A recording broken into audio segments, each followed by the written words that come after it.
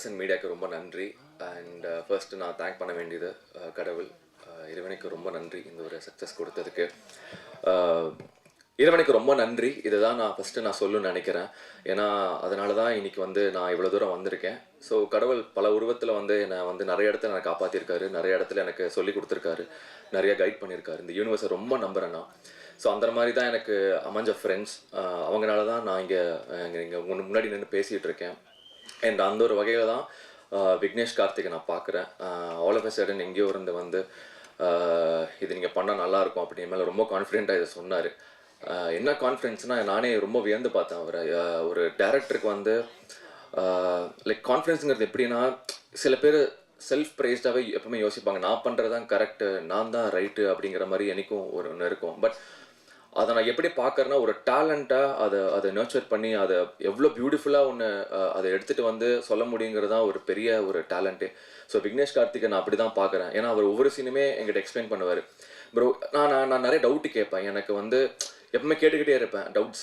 இது ஏன் இப்படி, இது நான் ரொம்ப அது ஏன் தெரில, என்னோட பிஹேவியரா, என்னோட கேரக்டரா, ஒவ்வொரு படங்கள் பார்க்கும்போது கூட ஏன் இது இப்படி நடந்துச்சு, ஏன் இது இப்படி பண்ணாங்க அப்படிங்கிற கேள்வி நிறையா வந்துகிட்டே இருக்கும். பட் விக்னேஷ் அவர் அவ்வளோ கான்ஃபிடென்ட்டாக ஒவ்வொரு விஷயம் சொல்லி இது ஓகட்டும். அதே மாதிரி தான் என்னோட இன்ட்ரடக்ஷன் சீனுமே அது அவரோட ஐடியா தான். அது நான் ஒரு செகண்ட் தான் யோசித்தேன். பட் நான் ஒன்று தான், டேரக்டரை நம்பினா பண்ணுங்கிறதா என்னோட நம்பிக்கை. இன்னைக்கு நான் தேட்டர் போகும்போதெல்லாம் அந்த இடத்துல அவ்வளோ ஒரு ஒரு விஷயம் பார்க்கும்போது எனக்கு விக்னேஷ் கார்த்திக் தான் தேங்க் பண்ணணும்னு நினைக்கிறேன். Thank you so much Vignesh Karthik.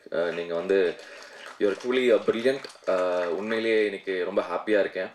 And எனக்கு இருக்கிற சின்ன ஒரு ஃபேன்ஸ், கொஞ்சம் பேர் இருக்காங்க.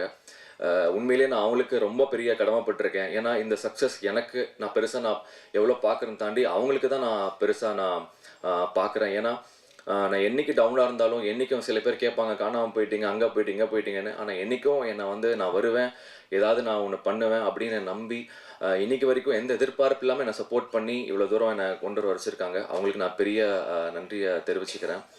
அண்ட் இந்த ஒரு டீம் பார்த்தீங்கன்னா எல்லாருமே அவ்வளோ ஒரு பாசிட்டிவான எனர்ஜி. எல்லாரும் நான் இங்கே லைக் அன்றைக்கி ஃபர்ஸ்ட் நம்ம ப்ரெஸ் மீட் அப்போ தான் நான் எல்லாத்தையும் பார்க்குறேன். ஸோ எல்லாத்துக்கிட்டையும் நான் ஒன்று தான் நான் தெரிஞ்சுக்கிட்டேன். ஒரே ஒரு விஷயம் தான், இங்கே எல்லாரும் ஒரு விஷயத்துக்கு ஓடுறோம். அது ஒரு பாசிட்டிவ் எனர்ஜியான ஒரு சக்ஸஸ் தான். அந்த எனர்ஜினால மட்டும்தான் இத்தனை பேரும் இன்றைக்கி நாங்கள் ஹாப்பியாக இந்த ஸ்டேஜில் ஷேர் பண்ணிகிட்டு இருக்கோம். So thank you all. உங்களோட எனர்ஜி தான் இன்றைக்கி நம்ம எல்லாத்தையும் இங்கே கொண்டு நிற்க வச்சுருக்கு. அதுக்கு ஒரு பெரிய நன்றி.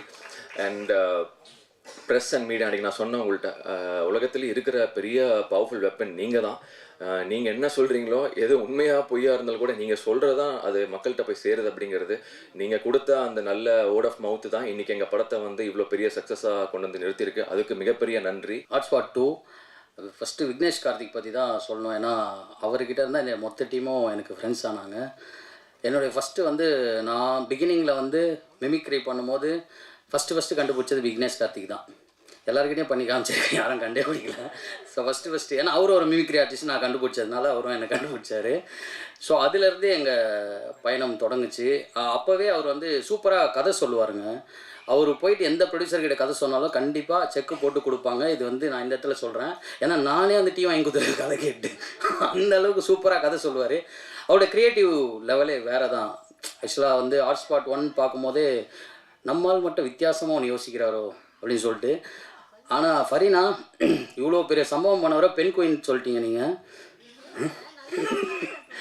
பட் இருந்தாலும் அவர் போனது டிஃப்ரெண்ட்டான வே தான். எல்லோரும் சமுதாயத்தில் நடக்கிற ஒரு விஷயத்தை ஒரு கோணத்தில் பார்க்குறாங்கன்னா இவர் டிஃப்ரெண்ட்டாக இந்த சைட்லேருந்து பார்க்குறாரு. ஸோ அது எனக்கு ரொம்ப பிடிச்சிருந்தது. அதுவும் எங்கே நான் ஃபஸ்ட்டு நடிக்கும் போது கூட எனக்கு பெருசாக தெரியல. நாங்கள் ஜாலியாக எப்பவும் பண்ணுற மாதிரி பண்ணிட்டோம். எங்கே நான் பயந்தேன்னா அந்த ட்ரெய்லர் பார்த்து தான். ஃபஸ்ட் எடுத்தோடனே அதில் வரும், சிவகார்த்திகேயன் 2050 முதலமைச்சர் அப்படின்னு.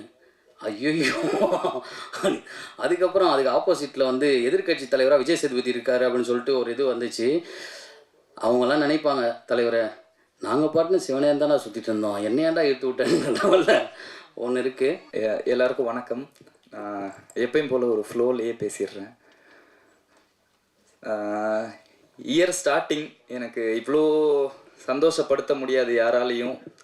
பாலா சாருக்கும் விக்னேஷ் ப்ரோவுக்கும் நான் முதல்ல தேங்க்யூ சொல்லிக்கிறேன். Thank you so much. இந்த இயரை எனக்கு ஒரு ஒரு ஒரு சக்ஸஸோட சந்தோஷத்தோடு ஸ்டார்ட் பண்ண வச்சதுக்கு தேங்க்யூ ஸோ மச். தானு சாரால் தான் இந்த படம் எல்லாருக்கும் வந்து கரெக்டாக எவ்வளோ பேருக்கு ரீச் ஆக முடியுமோ மேக்ஸிமம் அத்தனை பேருக்கும் ரீச் ஆகி இது என்ன பண்ணிச்சோ அதுக்கு வந்து மிகப்பெரிய காரணம் அவரோட heart.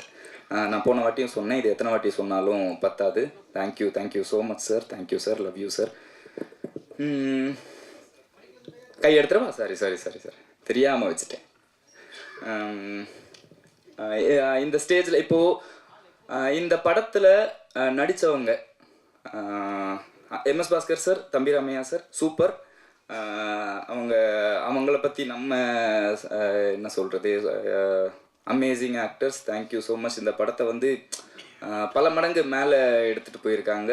Thank you so much. Team